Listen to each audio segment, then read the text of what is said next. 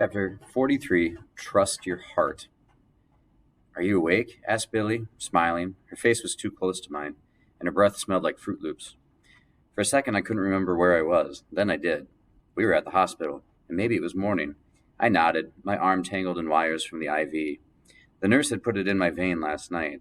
My head was bandaged, and I was cocooned in a clean whiteness that smelled like summer at the beach.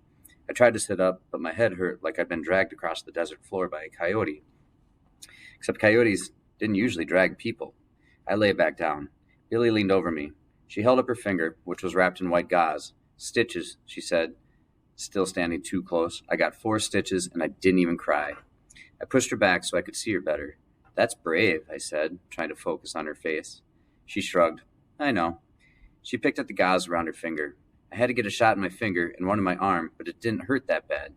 I tried to sit up again. For a second I was dizzy, but then it went away.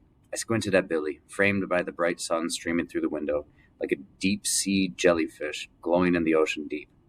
"Are you better now?" she asked. "We're at the doctor's house." "I know." Last night, Tattoo Guy brought us to the hospital, but it looked like a house on the outside. He said that's what a hospital looks like out here, where hardly anybody lives. Now, a nurse came in, not the one from last night. Her curly hair was piled on top of her head, and she had a clipboard in her hand. "You're awake," she said. A smile stretched across her face, creating small lines as delicate as spider webs. She pulled a chair up to my bed, grabbed my wrist, and fiddled with the needle under my skin. "How are you feeling?" I pulled my arm away. "Fine." The room was all white, except for a framed picture of the desert on the wall. The bed I was in was gray metal, and the other bed was white. I was hooked up to a machine that beeped, and my IV arm felt stiff. "What time is it?" I asked. I couldn't wear my watch with the IV in my arm. She pulled the clipboard closer to her chest. "Well, let's see. I'd say it's about 7:30. I'm Doris, Dr. Martinez's nurse." Her teeth were whiter than any other teeth I'd ever seen, like perfect little seashells scrubbed clean by million grain of sand. "Do you have a headache?" she asked, peering at me. I hesitated. "It shouldn't be hurting as much as before. The doctor gave you a pretty good painkiller." She took my temperature. "You hurt your head." Billy clutched my hand and leaned in so close Doris couldn't hear her. "Are you really okay?" The thermometer beeped.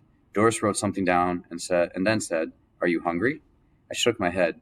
"Well, you need to eat. Let me see if I can wrangle up some breakfast. I'll be right back." I held Billy's hand and finally answered her question. "I am. I'm fine, Billy. You don't have to worry." But her face said that she didn't believe me. I understood that worry. Plus, it made me nervous to be around Nurse Doris, who was in charge of us. Now people could make us do stuff because all they see were 2 stupid kids. They didn't know how far we'd come. They didn't know what we'd been through. I squeezed her fingers harder. "I promise I'm okay." Her flyaway hair was wet and combed back from her forehead. She smelled like apricots. "Did you take a shower?" She nodded. "You can't leave me," she whispered, her eyes glassy. I couldn't. I wouldn't. She was my baby sea turtle. "I won't." I closed my eyes again, but I reached out my hand and grabbed the ends of her hair, the tips still wet. Then she said something on my stomach. For a second, I didn't even care what it was. My eyes felt so heavy, but I pried them open. My notebook, with a torn cover, sat on my stomach. "Thank you," I said. I sat up higher and flipped through the pages until I saw it. The page I hadn't let myself read. I knew it was there, like a gigantic ostrich egg waiting to be cracked open. The page I hadn't looked at since Dad had picked us up from Julie's, but I remembered what it said. And I remembered Mom's long fingers curled over the pencil as she wrote it, maybe 6 months ago. Mom had just finished a long overnight shift at the hospital. I had just finished watching Hunted and Hunter, the episode about killer whales, and I was writing facts about the pods and how they mate for life and how the baby is called a calf, just like a baby cow. And I was wondering if Dad had ever taken pictures of killer whales when Mom surprised me. "Can I see your notebook?" Her hair was still in a ponytail from working all night, and she hadn't even changed out of her scrubs. On mornings like this, she usually went straight to bed, but that day she stayed up for a little bit. I stopped writing mid-sentence. My pencil was poised over the paper like it was being held by an invisible string. "Why?" I asked. "Because," she smiled. The corner of her eyes were thick with tired lines. "Okay." She took my notebook and flipped through it. She paused at certain pages, read what I'd written, and sometimes she smiled. It felt a little weird to watch her read with me standing there. I felt sort of embarrassed. "I need to pay more attention," she said. "What?" She shook her head. Nothing. It's just, I work too much. I hate it. I'm sorry, Liberty. It's fine, Mom. We're fine. But she didn't know how sometimes I heard her cry when she thought no one was listening. I knew it was hard for Mom to take care of Billy and me all by herself.